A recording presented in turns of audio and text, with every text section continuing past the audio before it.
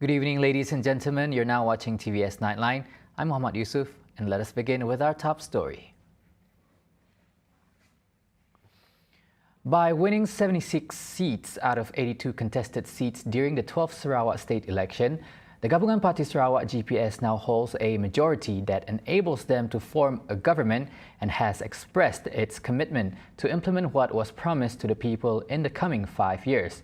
Its chairman, Datuk Patinggi Tan Sri Abang Johari Tun Openg, said, with the support of Sarawakians and the elected representatives, he is confident that the government will be able to deliver what was promised in the party's manifesto.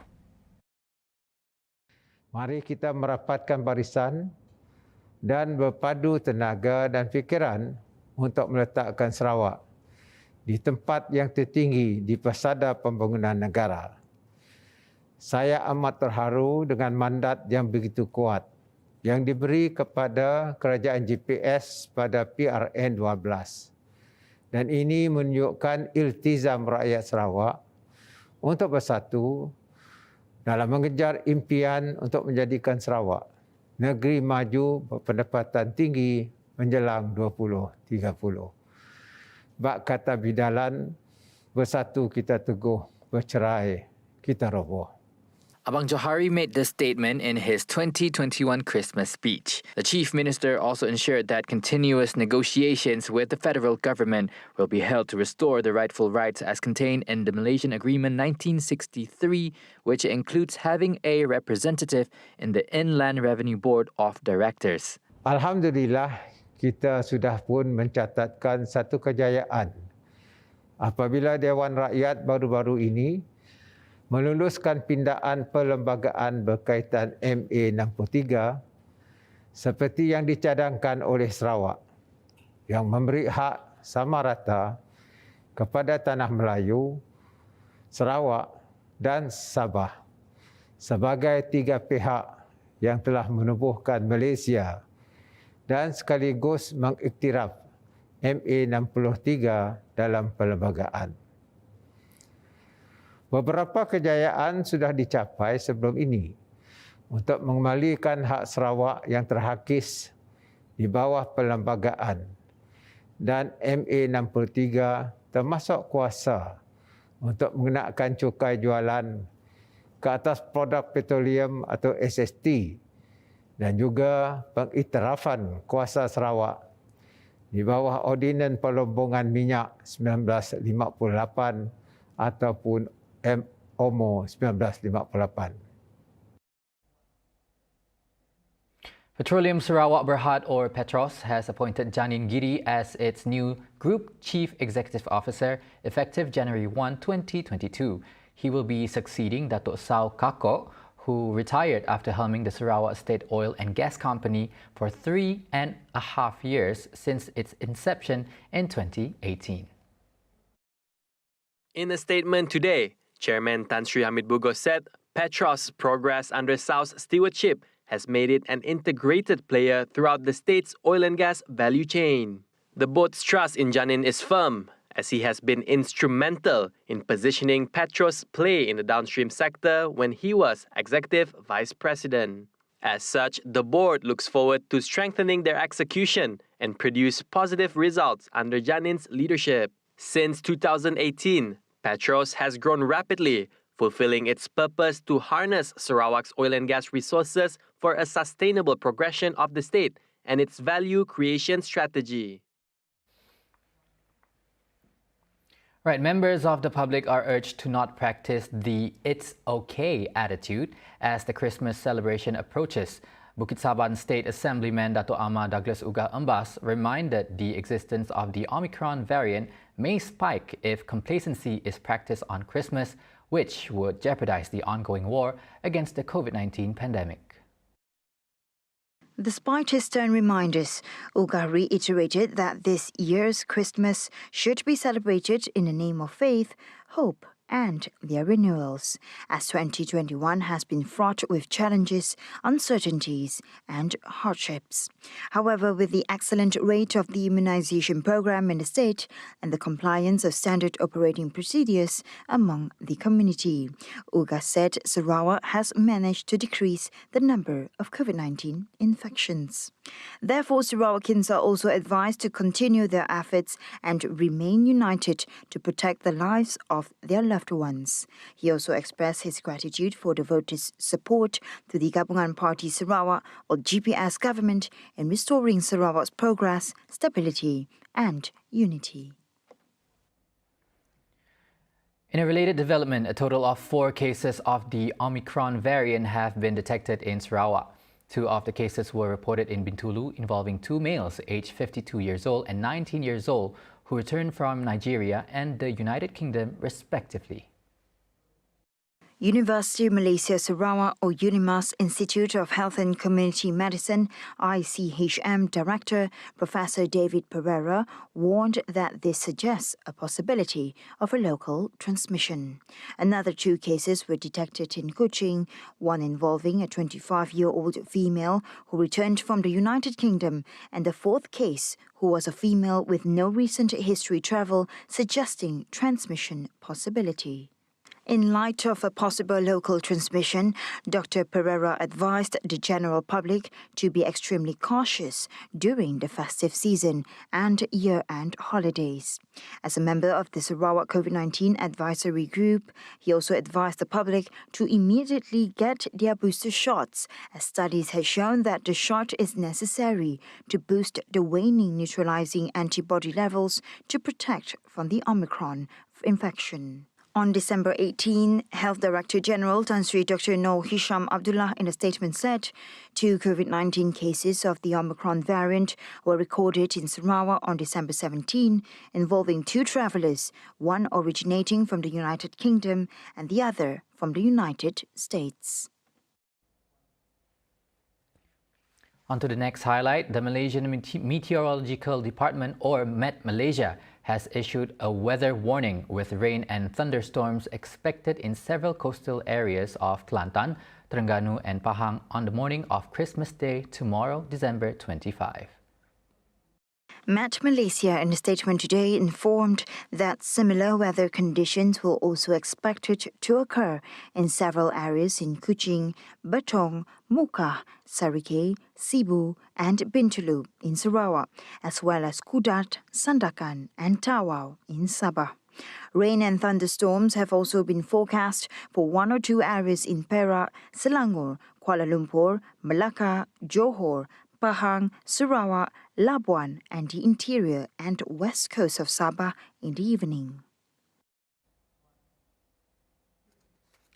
Now, Sarawak was announced as the 2nd state to receive the highest foreign direct investment, or FDI, worth 23.9 billion ringgit during the first 9 months of 2021. The numbers were revealed by the Malaysia Investment Development Authority, MIDA. The Malaysia Investment Performance Report for the period of January to September 2021 revealed that the nation has received investments amounting to 177.8 billion ringgit, an increase of 51.5% compared to last year on similar time frame. The report also revealed that the manufacturing sector was the most invested sector, contributing 58.4% of the total investment, which is equivalent to 103.9 billion ringgit. Meanwhile, Kedah received the highest FDI with 57.1 billion ringgit invested to the state, followed by Sarawak with 23.9 billion ringgit, Kuala Lumpur 22.5 billion ringgit, and Pahang with 10.9 billion ringgit. Among the top investors for Sarawak is Japanese electronics company Taiyo Yuden, which announced an investment of 680 million ringgit for the expansion of the multi-layer ceramics at its factory in Kuching. Meanwhile, the report also revealed that 5 countries that invested the most for Malaysia are Singapore, China, Australia, Japan, and Netherlands.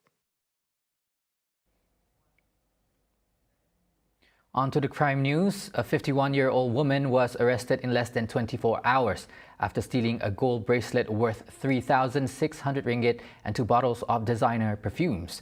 The suspect was hired to clean a house in Riyam Miri, who came at about 8 a.m. and left the residence at 5 p.m. on the same day. Suspicions arise when one of the house owner's son realized that the mentioned items have gone missing. The police were alerted and the suspect was apprehended at Jalan Rice Mill at 10:30 a.m. on Thursday for further investigations. The case will be investigated under Section 380 of the Penal Code for theft.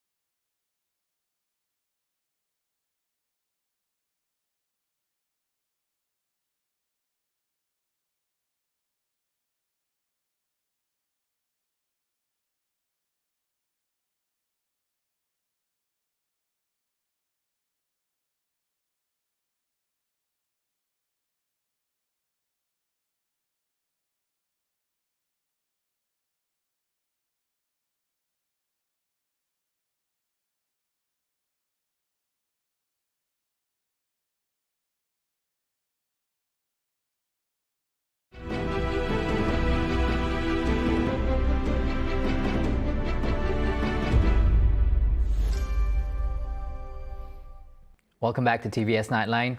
Now, the state recorded 19 new COVID-19 cases today with no new fatality recorded.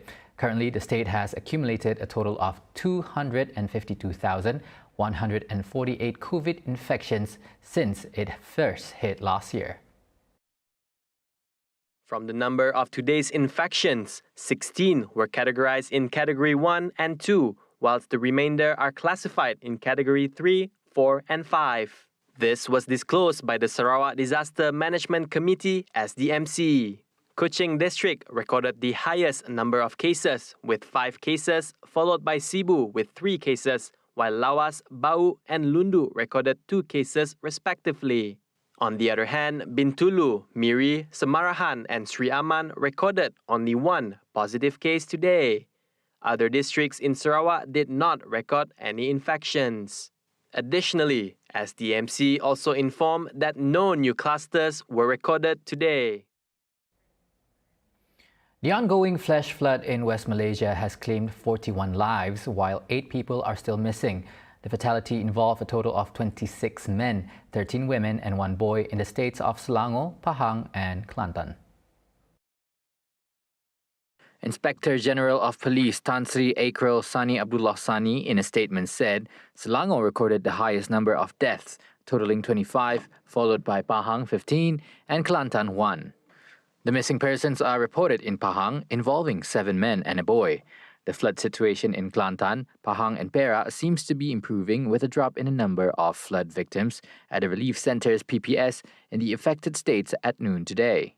In Kelantan, there were a total of 1,364 evacuees involving 478 families at noon from 1,389 people from 472 families in the morning at 8 PPS in the Pasir Mas district. In Perak, the number of flood victims also showed a decrease from 153 victims, equivalent to 44 families in the morning, to 106 victims, 30 families at noon, who are at 2 PPS in the Hilir Perak district. Meanwhile, the official flood portal of the Department of Irrigation and Drainage, shown on screen, stated that the water of only one river still has a reading at the warning level, namely Sungai Golok in Rantau Panjang, Pasir Mas, with a reading of 8.34 meters. On a related news, about 100 officers and staff from the Istana Negara have turned up to help those who are greatly affected by the flash flood, particularly in Klang, Shah Alam, Hulu Langat and Kuala Langat. The director of the Istana Negara Disaster Relief Squad, General Brigade Datuk Muhammad Zahari Yahya, said the inception of the squad was the brainchild of Yang di-Pertuan Agong Al-Sultan Abdullah Riayatuddin Al-Mustafa Billah Shah. The National Palace disaster team turned up with equipment to help flood victims clean their homes. Previously, they have carried out cleaning works at a house in Klang, which sheltered 2 disabled children. In addition, assistance in the form of basic necessities such as clothes, towels, toiletries, COVID-19 self-test kit, and dried food were also provided to residents in flood-affected regions. Kini pada setiap lokasi kami akan menghantar 20 ke 30 orang. Semua terdiri daripada warga Istana Negara. Idea ini adalah idea daripada Ketua Duli Tuanku. Baginda telah menyatakan hasrat untuk membantu kawasan-kawasan bukan hanya di Selangor, kemungkinan akan mungkin bergerak ke negeri-negeri lain. Flood victim Ismail Sulaiman, father of 2 autistic children, expressed his appreciation to those involved in providing assistance to his family. Saya ucapkan terima kasih kepada MPK dan pihak Istana Negara datang membantu saya dengan keadaan memang tak tahu nak buat apa ke. Alhamdulillah ini bantu saya dengan keadaan keluarga saya, anak-anak saya macam ni. Terima kasih.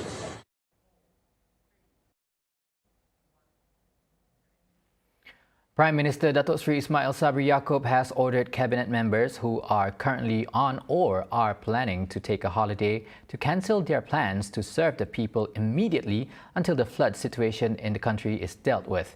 He has also instructed ministers who are currently abroad to return instantly if conditions permit, to be on the ground and assist the public who are desperately in need of help. Dan saya juga minta supaya ramai yang tanya pasal menteri-menteri kabinet saya. Ada yang bercuti dan sebagainya. Saya harap mereka yang masih belum bercuti dan sebagainya batalkan percutian masing-masing sehingga selesai semua masalah banjir. Mana yang ada di luar negara, yang ada penerbangan balik segera. Supaya kita bersama-sama dengan rakyat yang sedang kesusahan lagi. Ismail Sabri added that he himself had to cancel a work visit to Bangkok, Thailand on December 28 till 30th to focus on the flood issue that is affecting a number of people in flood-affected regions. He said the bilateral discussion between Malaysia and Thailand will be postponed to another date, which will be announced in the future.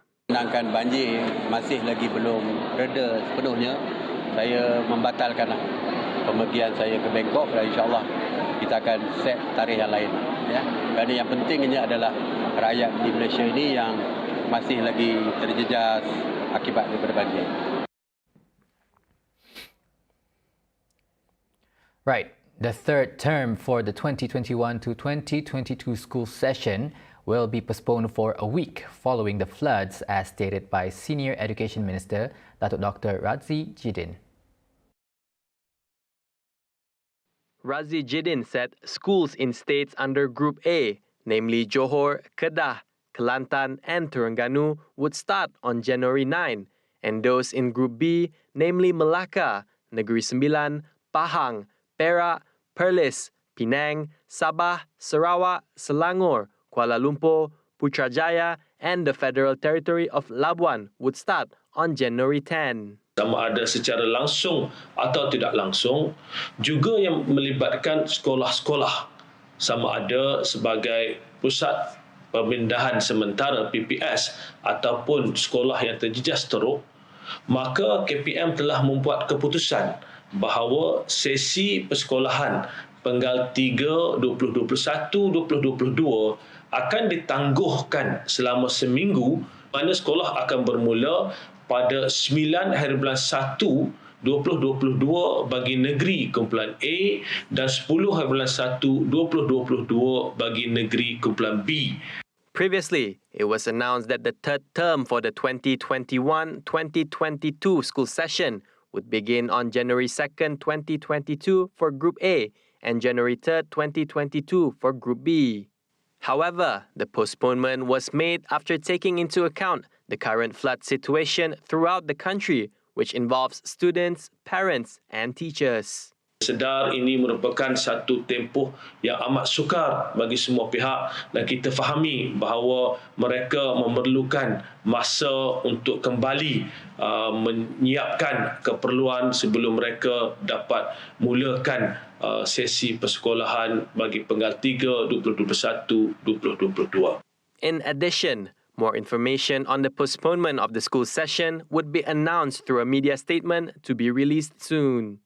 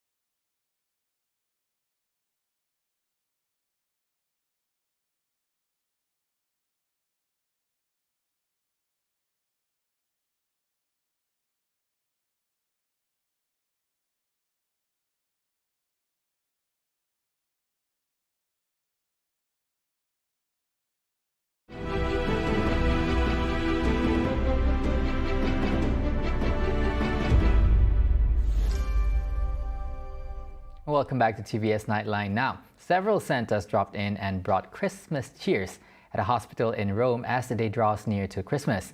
The Santas, who are in fact members of the Italian Alpine Rescue Officers, descended from the hospital's chimney and presented gifts to the patients in the pediatric ward. Noi vogliamo solo portare un po' di felicità ai bambini che sono ricoverati qui in ospedale. E che ti auguri per il prossimo anno? E mi auguro che questa situazione possa finire nel migliore dei modi. The descension was a rather challenging one, as they had to complete 3 abseils before reaching the ground. Of course, it was pre-planned to give the children a moment of happiness, welcoming the season of joy and giving. Tanto, se solo gli possiamo dare 3 minuti, 3 di distrazione in questa situazione difficile, è importante. Viviamo in un periodo particolare.